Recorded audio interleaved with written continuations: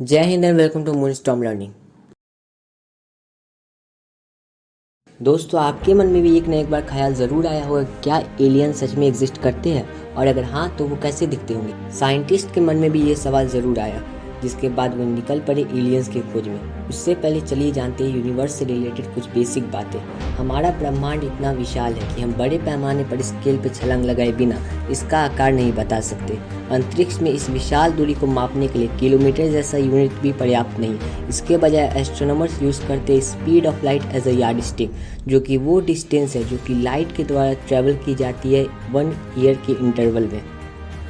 अब अगर हम स्केल ऑफ स्पेस के बेसिस पे देखें हमारे सेलेशियल नेबर्स को, तो हमारा पृथ्वी, जिसका डायमीटर है 12,756 किलोमीटर, उसके सबसे करीब सेलेशियल नेबर है हमारा मून, जो कि पृथ्वी से 3,84,400 किलोमीटर की दूरी पे अर्थ का ऑर्बिट कर रहा है। और वहीं हमारा अर्थ सन से 150 मिलियन किलोमीटर की दूरी पे सन का ऑर्बिट कर रहा है।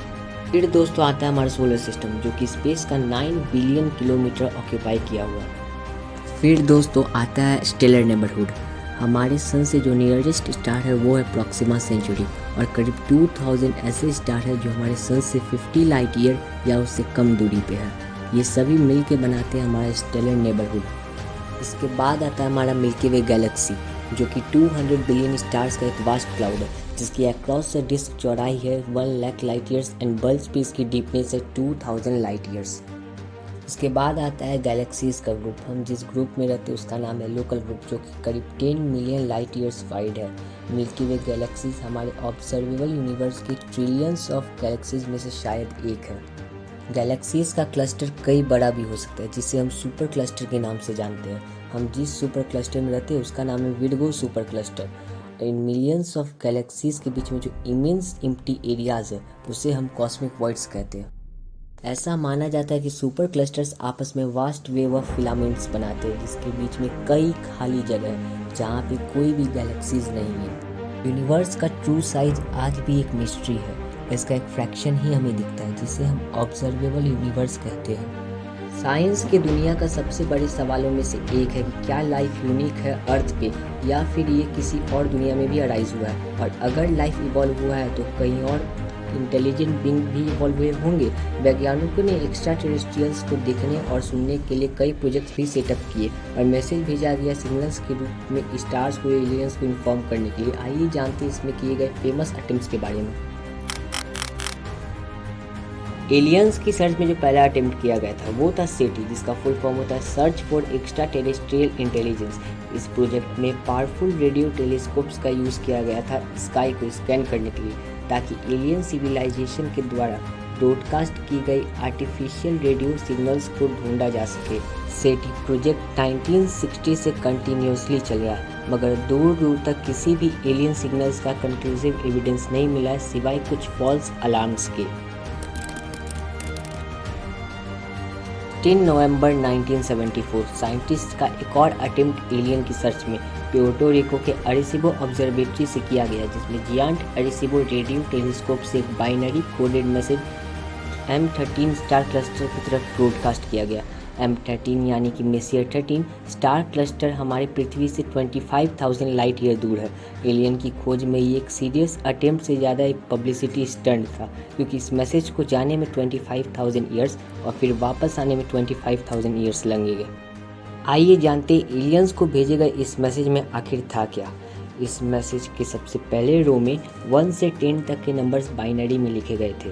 इसके सब्सिक्वेंट रो में एलिमेंट्स का एटॉमिक नंबर रिप्रेजेंट किया गया था, जो कि हाइड्रोजन, जिसका कि एटॉमिक नंबर 1 है, से शुरू हुआ था, और मॉलिब्डेनम, जिसका कि एटॉमिक नंबर 42 है, पर जाकर खत्म हुआ। फिर मैसेज में आता है केमिकल फार्मूला ऑफ डीएनए। इसके बाद है डीएनए का स्ट्रक्चर।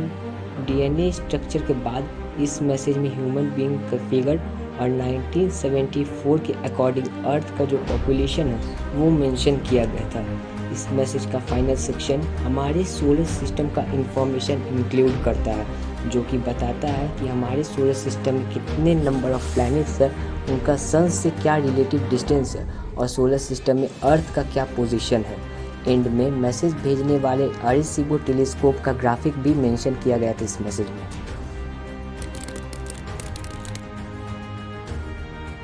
एक और अटेम्प्ट साइंटिस्ट्स के द्वारा एलियंस की सर्च में और अर्थ की इंटेलिजेंस को फैलाने में।